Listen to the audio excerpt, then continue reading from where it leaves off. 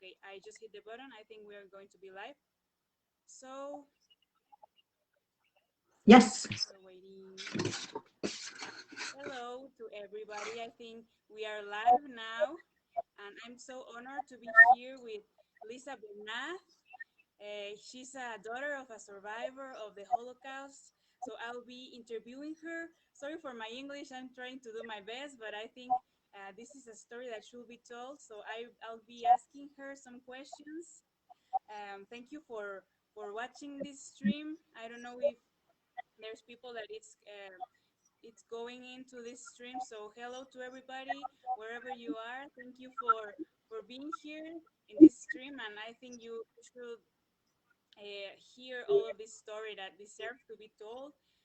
So okay, thank you, Lisa. Thank you for being here this day, and I think we should get started. I don't know if there's people on the stream or we should like wait a minute, but okay, I'm checking right now if people is on the stream right now. I think okay. If not, well, I think they will join the stream. Okay. Well, okay. Thank you, Lisa, here and for answering all my questions that you're going to be answering. How are you? I'm doing great. I'm excited to be here. Honored. No, the honor is for me. I'm even if I'm young, I love this history and all this stuff, and I know that there are stories that deserve to be told, as I said. So yeah, I'm so happy to be here with you because I know your father was a great man, so strong, and yeah, his story is totally deserves to be told. So yes, I want to ask you first, where was your father from? What city and what country? So he was born in a city called Carre in Romania. And when he was 2 years old, his family moved to a town about a couple hours south called Oradea, Romania. And the borders kept going back and forth, so between Hungary and Romania. So sometimes it was Hungary and sometimes Romania. So he spoke mostly Hungarian, but he had to learn Romanian and French. Oh wow. Yeah. Yes, it's interesting, right? Because most of the stories you hear about the Holocaust and all this stuff are from, Poland or Germany, but there are stories that we don't know about Romania, for example. I didn't know, like, they were taken from Romania too. A lot of Oh, yeah. countries were involved in this. Yes. Okay, I think I have this picture you sent me here of your dad. Can you Yeah. explain us? Yes. So this is my dad is the young one. He's about 8 years old, and he is standing between his father Martin and his mother Louisa. And on the left of his father is my dad's brother Charlie, which was his American name, and to the left of Charlie is my dad's maternal grandmother, Esther Weiss. And this was taken in Oradea, probably at their home. And it was taken, I think, about 2 years before his dad died in a tragic train accident. His dad worked for the railroad, and it was his last time. He was going to retire and get his pension, and there was a crash between two trains, and so his dad died in that crash at 1937. So sad, but thank God you have these photos. They're Yeah. like, yeah, so historical and so good that you have them. So yes, okay. And can you tell me like a summary of his survival story, how it was? Yes. So I do have notes just because I want to make sure I say everything. And I want to say that I can never fill his shoes. All I can do is continue to tell his story, which I promised him I would, so that his message goes on and on and on. So he was, so my dad's name was actually Zoltan. Um, he changed it to Stanley after a while when he came to the United States. He wanted an American name. So he was about 18 years old in April of 1944 when he and his mom and all 30,000 of the Aradia Jews were forced from their homes into a local ghetto, a very small area in the poorest area of town, but in the Jewish area. And he was there for about 3 weeks. And he and his mom slept on the floor of a little house. He knew the family, but they slept on the floor for 3 weeks and shared this house with 3 other families.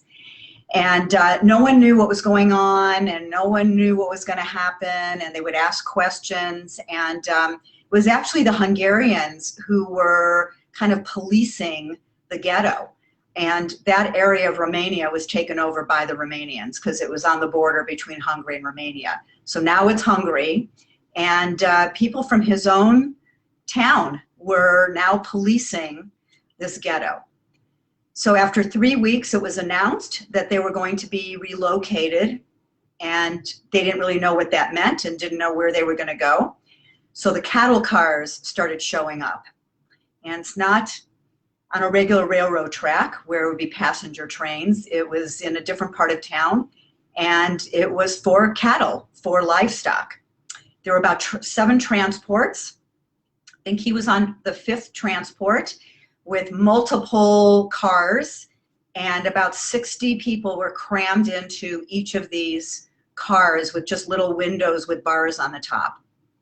And he would talk about how you couldn't sit down, couldn't stand, you could just stand. They were all crammed together. And he was on this train for about 3 nights. No food, little water, and a bucket in the corner to be used as a toilet. It smelled awful. People were screaming and crying and sick and confused. And he would say that people were like brain dead by then because they'd already gone through 3 weeks of not knowing what was happening and being forced out of their homes. So they're already starting to lose it. So after 3 nights on this train, they arrived in the middle of the night in a place called Auschwitz, which he had never heard of. He'd never been to Poland.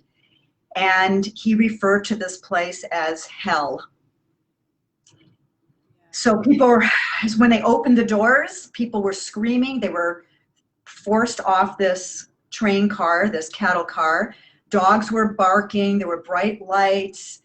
And there was this smoke in the air with this awful smell. And he was separated immediately from his mom and given a new name, 70465. And a pair of this stripe, what looked like pajamas, like a top and bottoms, and a pair of wooden shoes. So people were asking and upset, when are we going to be reunited with our families? Because they were separated when they were in these lines. And the German guards would point up at the smoke and say, there's your family. Wow. And I heard the same story from other survivors. So you'll hear this again from other people. So I can't imagine the evil that they had in their hearts or something for being like that. But yeah. yeah, well, they were treated as if they were not worthwhile. They were lower than rats, and they needed to be gotten rid of. They were the lowest of the low, and they believed it. So after about a week in Auschwitz, he was young and strong. He was 18 years old, and he was put on a transport to another concentration camp in Austria called Mauthausen, which held about 20,000 prisoners from all over. But this time, it was already 1944. The Hungarians were taken last in 1944. So a lot of the people there were Hungarian. But it still was a mix of all different countries. And not just Jews, non-Jews also, political prisoners, anyone who didn't agree with the Nazi party. So within a few days in Mauthausen, where he did get his name, he was given his number actually in Mauthausen, we found out, not in Auschwitz, so I should correct that. So his 70465 was actually given to him in Mauthausen. He was transferred to another camp called Melk, M-E-L-K, and it was a sub-camp of Mauthausen, not far from there. And his job was digging ditches all day long and for tunnels for ammunition, to hide ammunition. He survived on something he called Durgemüsen, which was German for watery potato soup, which was mostly potato peels. So it was this gray soup, and one piece of bread and watery black coffee. And he estimates about 200 calories a day. The nickname for this camp was called Quartz, which we found out later. He watched people die daily, and he wanted to live. So he went through this for a year. In May of 1945, the prisoners were sent to another subcamp of Mauthausen called Ebensee. And the plan was, by the Germans and the Hungarians, were to force all these prisoners who were still alive into the tunnel, and they were going to blow up the tunnel because they knew the Allies were coming. And this was a fabulous piece of resistance by these prisoners who were on their last leg. And they were at roll call, and down the line, they all went, no, no, no. They resisted. Wow. And they had nothing to lose. They knew they were going to die. And for some reason, the Germans didn't shoot them. And instead, they left. Most of them left, not all of them. They left, the Nazis left. And the next day, the American Army, Patton's Third Army, came in and liberated that camp. Wow. My dad said he wouldn't have lived another day. I know, and it's so interesting because, yeah, I don't know, maybe sometimes we know the story about, I just said that Poland, Germany, but almost everyone doesn't know that in Austria, for example, they had also concentration camps, and so big concentration camps, and all this murder that was committed there. So yeah, I think it's so in true. Beautiful neighborhoods. Yes. We've been there. Wow. And they just ignored it and said we had no idea, which, we don't really believe. But how could you not smell and see the smoke? Exactly. Yeah. So I don't know if you have more information for telling it, or I can ask you something. Sure.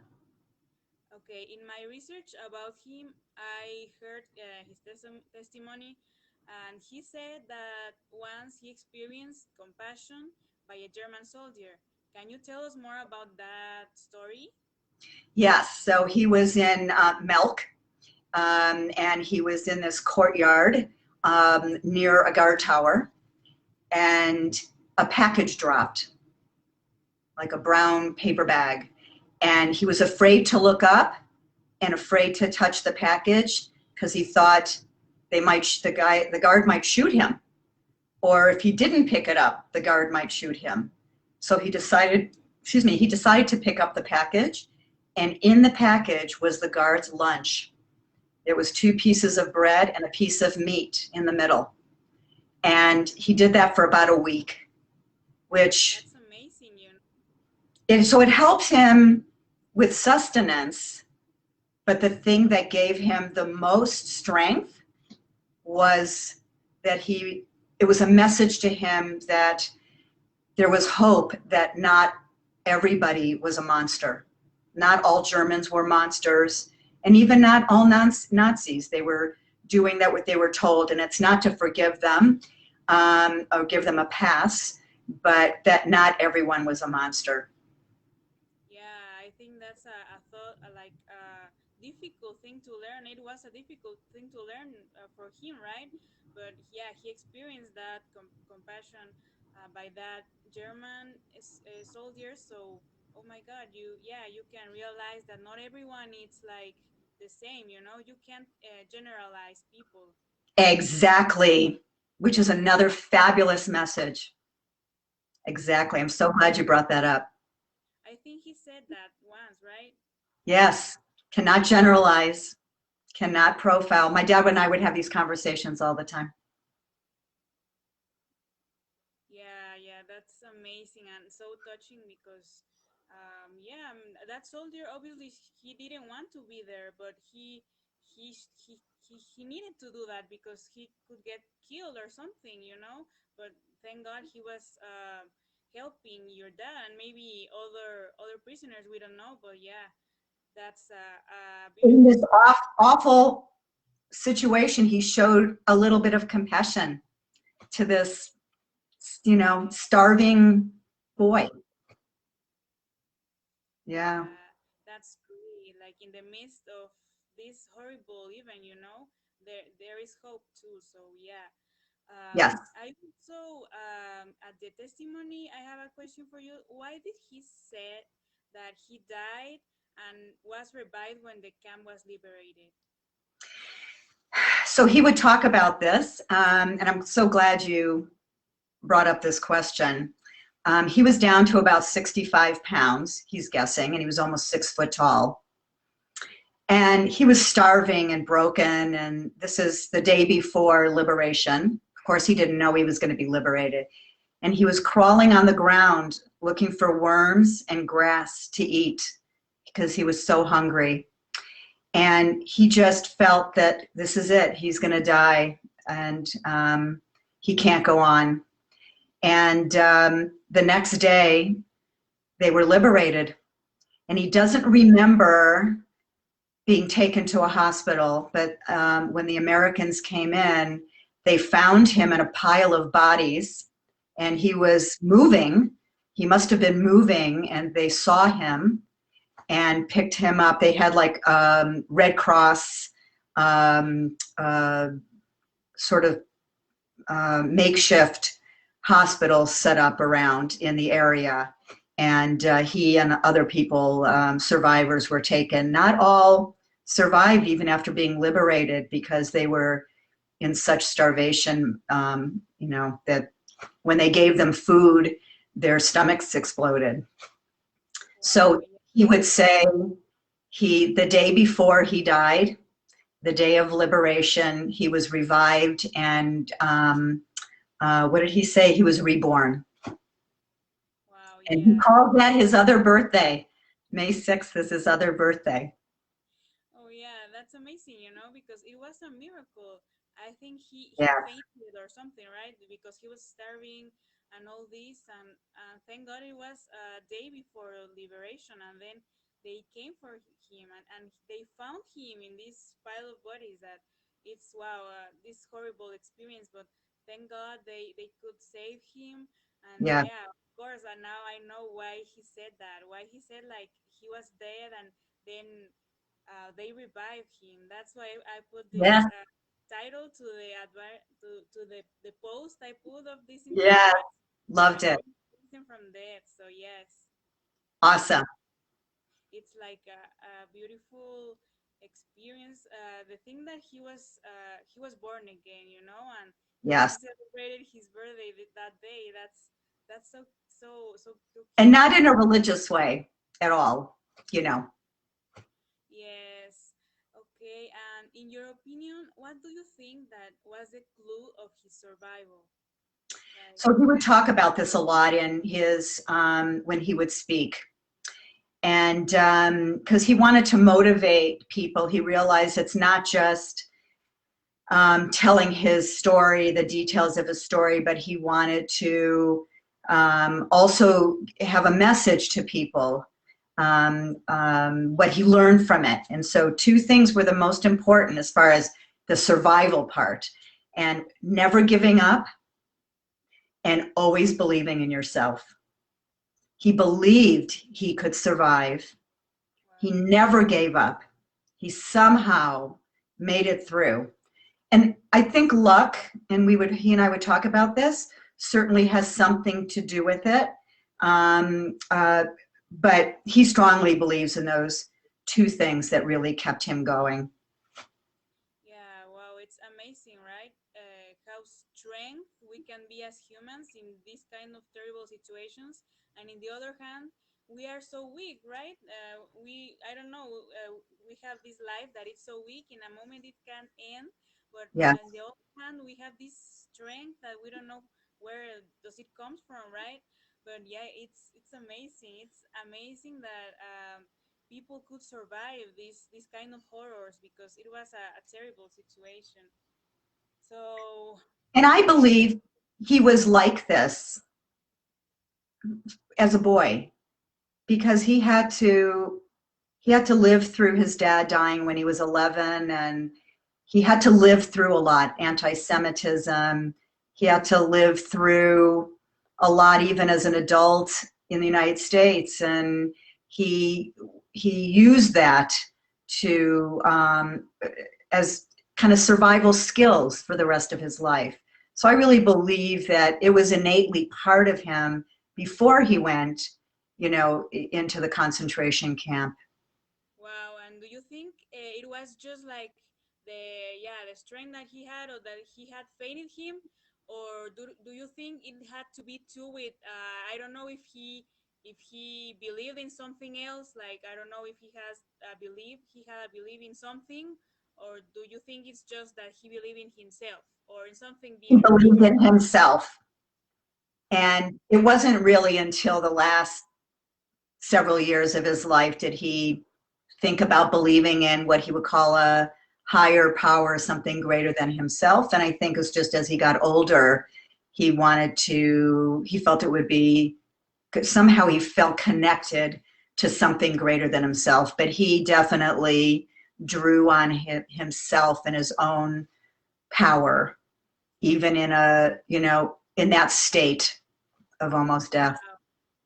Yes, because well, this is something for us to think about because maybe sometimes we complain about life, about our situations, about the food we eat or something, and maybe we think that we don't have the strength enough, the enough strength to move on. But we have these incredible stories that they teach Yeah. us that we have the strength, Yes. and yeah, And that's also part of his message. That's why he likes to talk about that message, because it's so relevant to today, to any time, about believing in yourself, that you do have some choices or some control, even when it appears to be so out of control. And certainly there was so much out of his control. yeah, and I think that yeah, the clue is faith, because yeah, some people as your dad, Stanley Bernath, he had faith in himself, but also there are other stories that, for example, no, they had faith in God, and that's why they survived or something. So I think faith, it's like the clue that we should think about. That's what moves us to do things, and that gives you that Yes. strength. So yes, it's amazing. Very And personal, so personal. yeah, exactly. And can you tell us what happened with him after war, please? Yes. So after he was liberated, and well enough to leave the hospital, he eventually ended up in a displaced persons camp, a DP camp in Germany, um, called Bergen-Belsen, which ironically was a concentration camp. But there were so many people, they had to turn these camps into displaced persons camps so that they can help people relocate. And a lot of people had typhus and different diseases, and they didn't want to spread it. The Americans didn't want them to spread it, and so they had to control the environment for a while. So he was in this DP camp, and I think you have a photo of him, that young photo of him. Yeah, I will put the photo so everyone can watch it. I think, yeah, that's the photo. Yes, this is like a month after he was liberated. You would Wow. never know.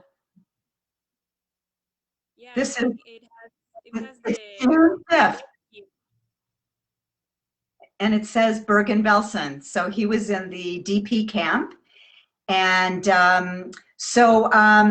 he went to, the first thing he did before he went to the DP camp is he went back to Aradia to try to find his mother. And he didn't know if his mother was alive or not. And when he went back, they had posts like lists on the walls, probably at the synagogues, to list if people knew where different people from the town, if they had survived.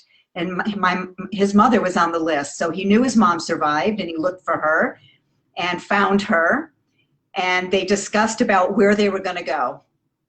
His mom didn't want to leave. She wanted to stay. She would have been, let's see, 6 plus 45, 51 years old. She wanted to stay. They went back to the house where they used to live, and there were other people living in it. And my dad said, "What are you doing in our house?" And they said, "It's not your house anymore." And he said, "This is not for me. I'm out of here," just like that. Yeah, that's so So, sad. so he actually got on a train and went on the top of the train, like flat on top of the train, because the trains were filled with people trying to Wow. go from place to place. So he ended up at Bergen-Belsen. And at Bergen-Belsen, they were helping people immigrate to Israel or to South America, to Mexico, to the United States, Canada, Australia. But people had quotas. And there were different Jewish organizations that were helping people relocate. So my dad had to say he was a year younger to be 18, so he would be considered a child survivor, which he did. He changed it back when he got to the United States. And let's see, I don't even have to use my notes on this. He did make it in 1946. I think he got here in July 1946 to New York City. And he was helped by a Jewish agency, which I donate to. And they gave him some money, helped him with English. He went to school. He found a job. And then he eventually met my mom. So through mutual friends. So like the Hungarians, the Jewish Hungarians stuck together and introduced people to each other. And people just wanted to get on with their lives. So yes, so he was determined to join the American Army, but he had to learn English well enough and pass a test. So he tried the first time, didn't make it. No, we're going to put the other photos. I'm going to put it Oh yeah, the one of my mom and my dad. Do you have Yes. that one? Yeah, sorry for that. I think I put the wrong one. Yeah. This is it. This is the only picture I've ever known of my dad as an adult without a mustache. Wow. So this is him in boot camp in Fort Dix, New Jersey, and he's with my mom, I think probably Central Park.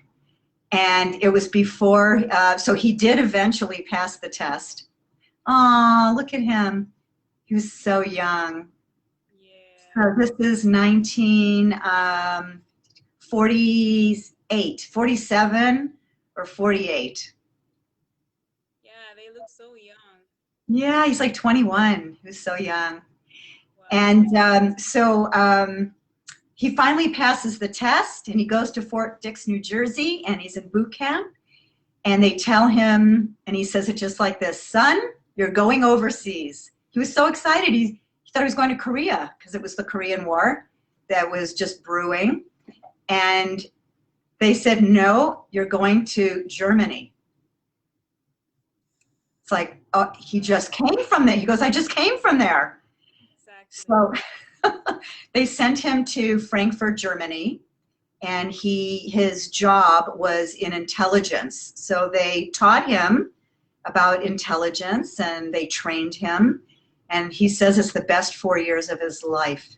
He learned to ski in Switzerland. He went all over Europe as a free person.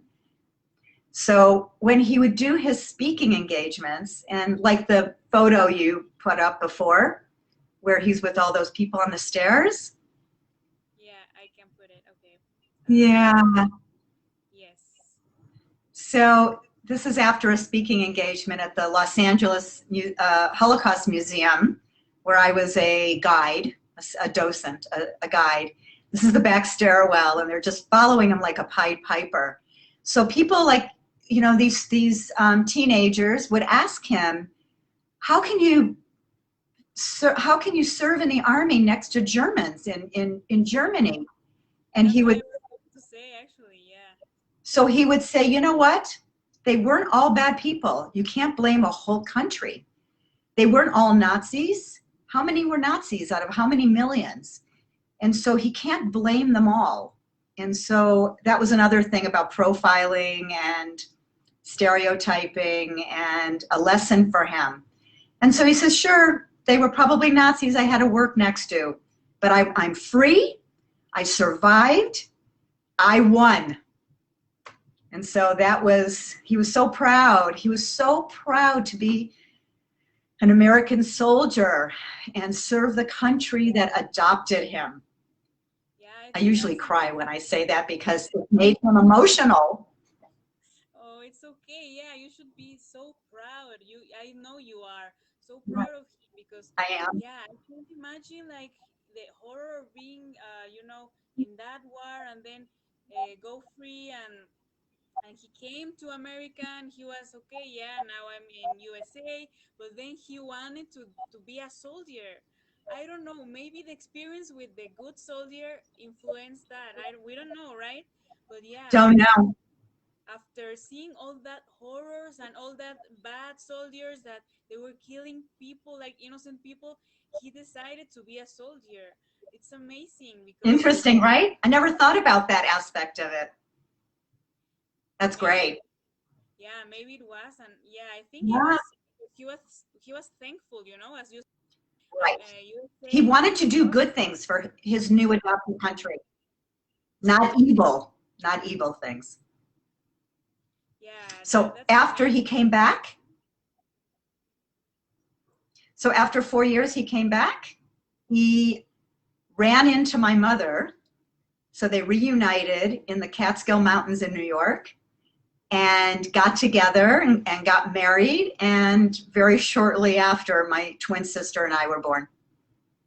Wow, that's amazing. Also, you have a twin sister.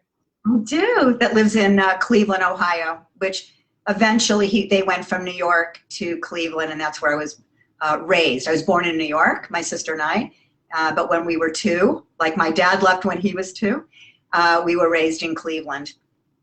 Oh, wow. And yeah, talking about that, your childhood, at what age did he tell you about his survival story and how did you feel about it in that moment? Not until I was 23, Wow. and I was surrounded by other survivors. We just thought it was our normal. We knew the word survivor, but we didn't know what that meant. It was almost like attached to his name. It's my dad, he's a survivor. We didn't know what that meant. They didn't really teach about it in school. And my friends and I didn't talk about it. And I really believe that they just wanted to go on with their lives and they didn't want to burden their children with such horrible stories. And they wanted to be strong for their families, you know? So when we were 23, the four of us, my sister and I and my parents, went on a trip to Europe. My first time in Europe. We didn't travel much, and rented a car and drove all over. And we went through Austria and went to Mauthausen. to the concentration camp. And yeah, So that was the so first thing that he told you at that trip or before it? so how I learned was he didn't really talk about it. We were at this camp and we were walking in and he says, you know, the entrance gate wasn't here. This is not how we walked in. And he realized as we went through the camp that it was from a different way that they walked in. There is this staircase of death, these stone stairs where the Germans would make the prisoners jump over this wall to their death on top of all these boulders. They would make them carry boulders up the stairs and make them jump off once they finally got to the top of the stairs. Which such cruelty. Yeah. So he's telling these stories, and we're in this courtyard where he got his number so many years ago in 1944, and people started surrounding him to listen to him talking to us about these stories that I never heard. Wow, that should be like shocking, you know? I don't know how you felt, but yeah, wow. I was speechless. I was proud, I guess. I don't know. I'd never heard them before. But I was watching people listen and reacting with such interest and asking questions. And I realized I never asked questions. I didn't know what I didn't know. You know what I mean? Yes. So that's how I found out. So let me see. I wanted to also tell you. Um, okay. So the other thing, and when you said, how did I feel about it? You know, I didn't really become that interested even after that until I started volunteering at a museum, a Holocaust museum in Los Angeles. And I would hear other people's survival stories as well. This was in LA, Los Angeles when I lived there, and when he would come to LA to visit, I would have him speak as well. So then I felt incredibly proud and also sad, but it made me know him a lot better and made me understand more about his struggles while I was growing up and how hard it must have been to start a new life. Wow. Yes, I think you just answered my next question, but it's great, you know, because yeah, you told me that okay, this experience at the camp maybe didn't like wake up your interest in this topic, but then when you volunteered, you got this interest in all this stuff, and it's so great that you also volunteered for this cause, you know, because yeah, I admire so much your dad because I think many people obviously they were like traumatized before this war, and maybe they were like I don't know mad all the time or Yes, yeah, nobody can blame them, you know. But I as I heard your dad was like super I don't know happy a happy person, you know, that he liked to help people as much as he can. So yeah, yes. that's an example of hope and strength. And how he coped with it is after a period of time, he became very detached from that part of his life. That 1 year of hell in his life, he became detached and more attached to his new life and moving on. And I think that's why he didn't want to talk about it. He wanted to leave it in this box over there. But as you know, Steven Spielberg's movie, you know, Schindler's List, came out and people became more aware. There was this awareness, and now people were talking about it. And the Shoah Foundation in Los Angeles were doing testimonies and so that people didn't forget. I think it woke up some of the survivors' interest in telling their stories. Wow. Yeah. Wow, yes. And I think you just said like the clue, you know, because obviously we know why they didn't want to talk. It was a terrible experience, but the clue is what you said, to be detached of it.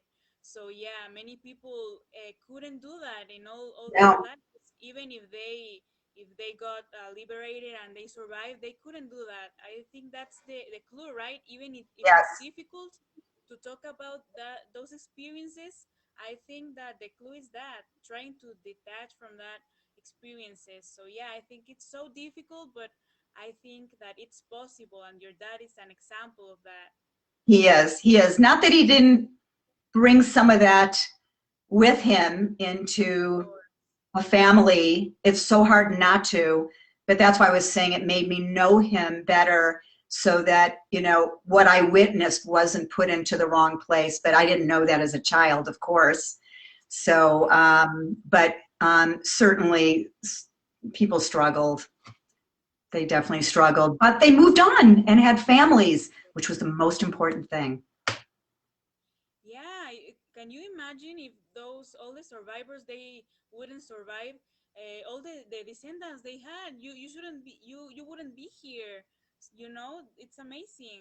So yeah, I know that he gave thousands of conferences about his life to young audiences.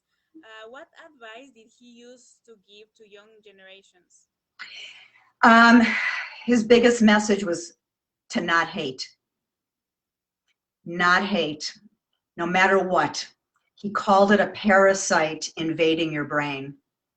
Wow. And of course, the two things I mentioned that he lived by, and then he had a third one for future for people as a message: believe in yourself, never give up.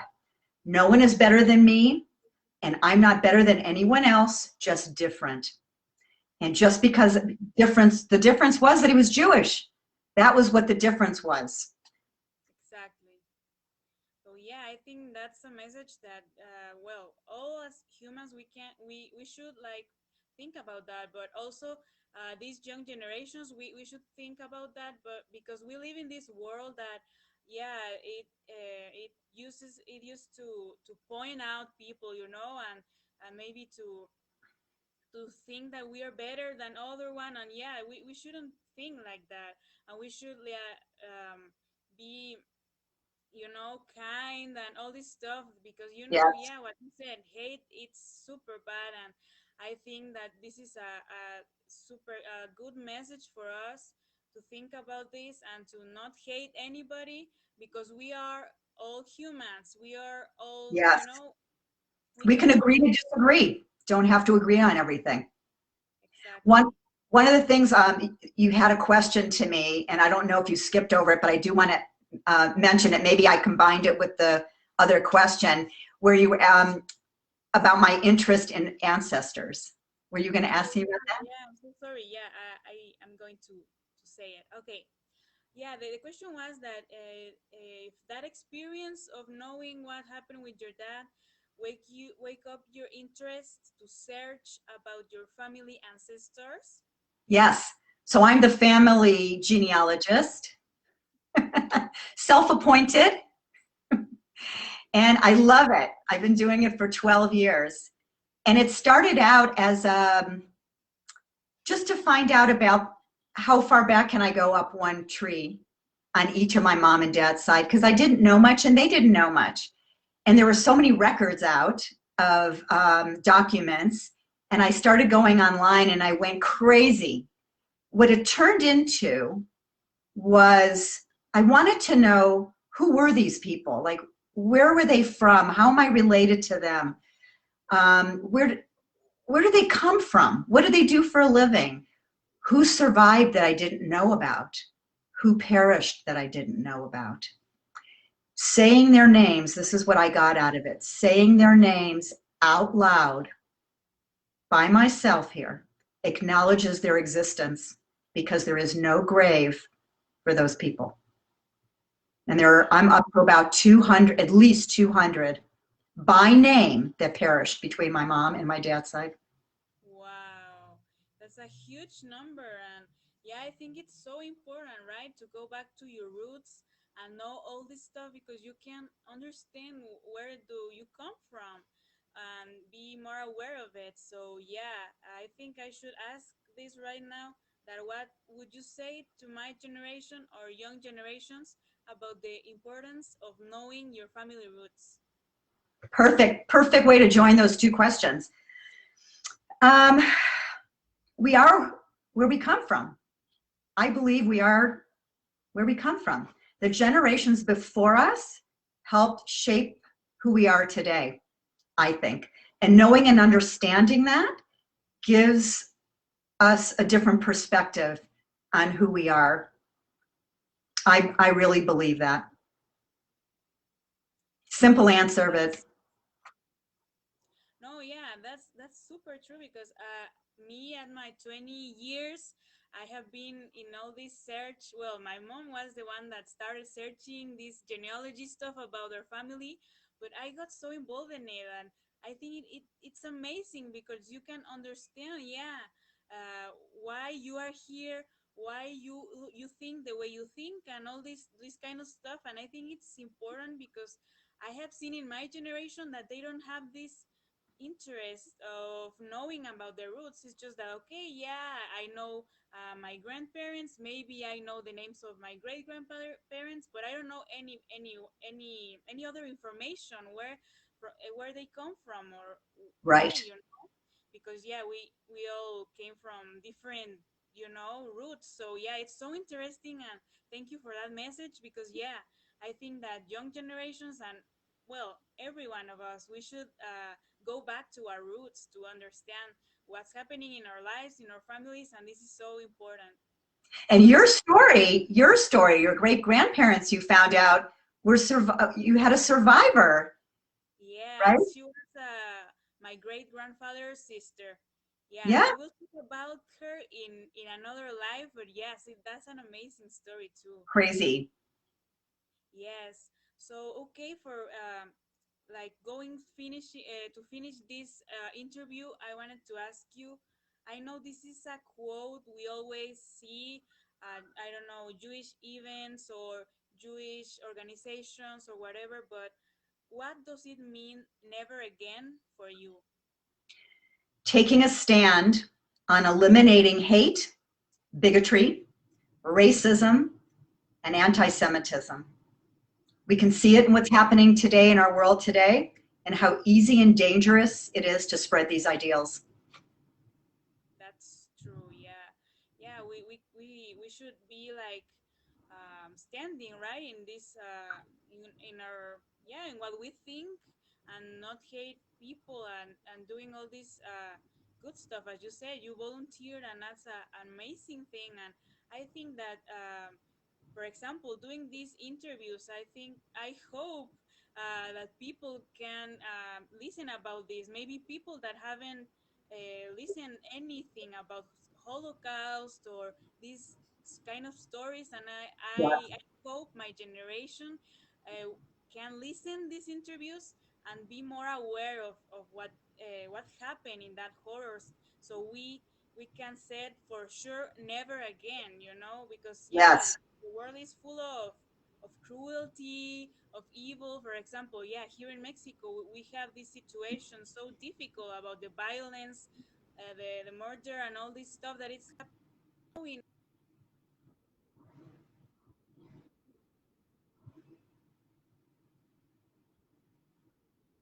Repeat it, right?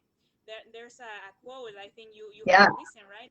It says, "The one that doesn't know his past, he's condemned to repeat it." So yeah, we should know our past, exactly. so we cannot repeat it and said never again. So Yes. yeah, so I just have this final question for you related to never again. What are you doing about it, about never again? um, and what how do you feel about it, I'm here talking to you. That is one of the ways. That's one thing I can do is to be the torchbearer for my father and to continue to tell his story to whoever would listen, will listen. When I saw the opportunity to do this interview, I jumped on it because this is what I'm looking for. He only passed away 19 months ago. It's not that long ago. wow. And he was telling the story, and I would introduce him. Now it's up to me and other descendants to tell the stories so that people get that message. That's within my control to do. And I'm looking to do that here where I live. I now live in southern Utah, which is a predominantly, the state of Utah is predominantly, LDS and Mormon state. And there are a lot of people who don't know a lot about this part of history, but they're very interested. And so that's been one of my missions, is to tell the story and find the opportunities to educate children and teenagers, because they are the next generation and your generation. So it's most important to reach you guys so that you can do something about it. So that's what I'm doing. Yeah, and I'm so proud of you, because you feel this responsibility of telling his story. There are people that, okay, Do. I understand, they feel terrible because, yeah, this happened maybe to their parents, grandparents, but I think this responsibility that you feel, it's so important because then, yeah, younger generations can know about this. And yeah, not repeating what happened, but also know that there is hope in the midst of Yeah. terrible stuff. For example, the pandemic we're living through, right? There is hope in the midst of everything, of every part of the story. So I think this is a story that deserves to be told. And thank you so much for sharing this story. I just wanted Thank to you. share the yeah the post I put on the page because I wanted to read Great. just the little poem I did for him. I think it's a Yes.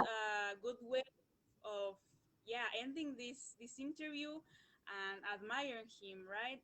And honoring him. So yeah, I wrote this little poem for him. He strived, he ran. He had a difficult ride. He worked, he said he died, but he won, he survived. And Oh, yeah, you're going to make me cry. Bernath, You're going to make me cry. well, yeah. Thank you for being here. I think he will be proud of you. He's proud of you right now. Yes, he is. Thank you so much. You made my day. Keep Thank up you the so great much. work. Keep up the great work. Yeah, exactly. Now you are his voice, Maybe he's Yes, not here anymore, but you are his voice, and that's amazing. what an honor. Yes, thank you. Thank you. I'm going to keep following you. Thank you so much, Lisa, and thank you everyone that is watching this live.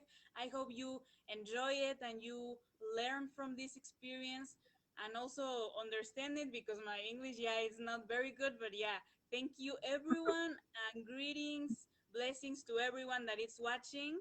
Thank you so much, Lisa. It's been a And stay pleasure. safe. Okay, bye-bye.